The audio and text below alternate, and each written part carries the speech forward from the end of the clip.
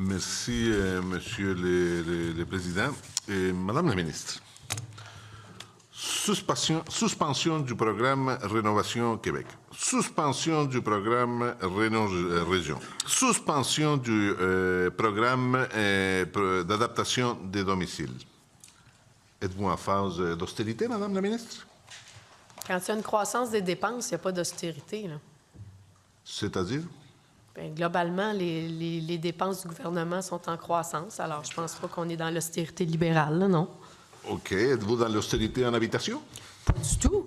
Pas du tout. 1,8 milliard à la mise à jour de l'année dernière, 184 millions à la mise à jour de novembre dernier. Au contraire, on récolte là, tous les investissements qu'on a mis de l'avant en habitation. Je vais vous inviter à mes inaugurations, vous allez voir. Il faut dire que la mise à jour budgétaire à le dollar, elle est très ancienne, mais pas un sou. Novembre. Pas un sou dans le dernier budget, on va se référer à ça. Les HLM, c'est plus important pour vous? Avec l'argent du fédéral. Mais laissez-moi terminer, s'il vous plaît, Madame la ministre. Alors, au dialogue, Monsieur le Président. On va juste respecter l'ordre, s'il vous plaît.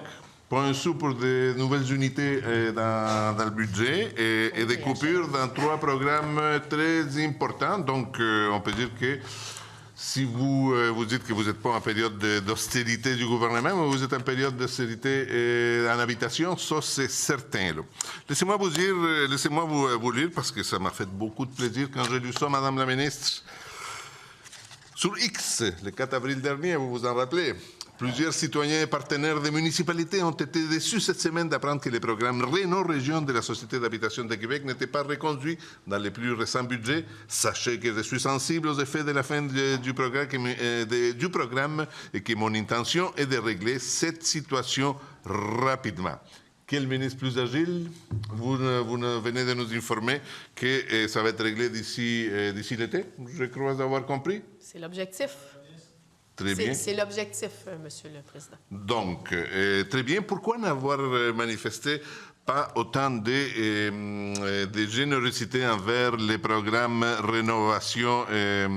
rénovation domiciliaire et les PAD d'adaptation des domiciles qui affectent tout particulièrement les personnes en situation de handicap et les personnes en perte d'autonomie?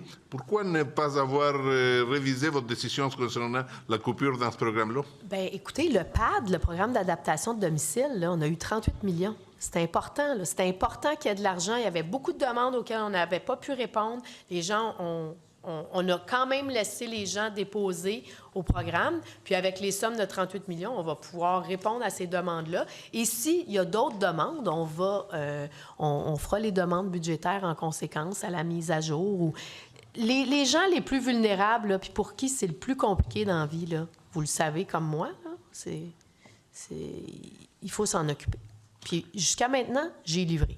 Très bien. Est-ce que je crois entendre dans votre propos la possibilité de réinjecter des fonds à part ce qui a été déjà réinjecté pour répondre à la demande? Parce que si vous allez sur le site de la Société d'habitation du Québec, si je ne me trompe pas, c'est programme suspendu. Mais je vous entends ouvrir un tout petit peu la porte pour dire, pour les personnes vulnérables, peut-être qu'on va reconsidérer Le contexte budgétaire qui était particulier cette année fait en sorte que Rénovation Québec n'est pas annulé. Il est mis sur pause, puis on verra. Mais moi, encore plus important pour moi, le programme d'adaptation de domicile, il y a de l'argent, il y a 38 millions. Puis Réno-Région, j'ai dit qu'on trouverait une solution. Donc, est-ce que le programme d'adaptation de domicile est suspendu ou pas? Bien, il n'est pas suspendu, là. On a 38 millions pour répondre aux... Les informations qui nous arrivent du terrain, Madame, nous disent que toute demande reçue après le 1er avril ne reçoivent aucune suite. Ne sera pas accepté puisque l'argent dont vous parlez, ça a été pour les anciennes demandes. Donc, si vous arrivez après le 1er avril, mais il n'y a plus d'argent, désolé, peut-être meilleure chance la prochaine fois. Bien là, écoutez, on traite les demandes 24-25. Il y en a eu plusieurs centaines. Alors, on ne veut pas non plus créer d'attente ou mettre les gens dans une file d'attente. On répond à ces demandes-là. Une fois qu'on va y avoir répondu, on va ouvrir pour d'autres demandes. Puis là, si ça dépasse les disponibilités budgétaires qu'on a, on verra ce qu'il faut faire à la mise à Donc, jour. vous êtes en train de nous dire que vous allez refinancer les programmes d'adaptation des domiciles. Moi, je suis en train de dire que c'est une clientèle pour qui c'est compliqué, qui a besoin d'aide, puis on répond aux centaines de demandes qu'on a reçues avec le 38 millions qui a été alloué à la mise à jour économique.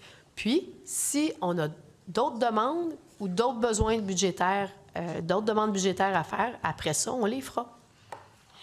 Très bien.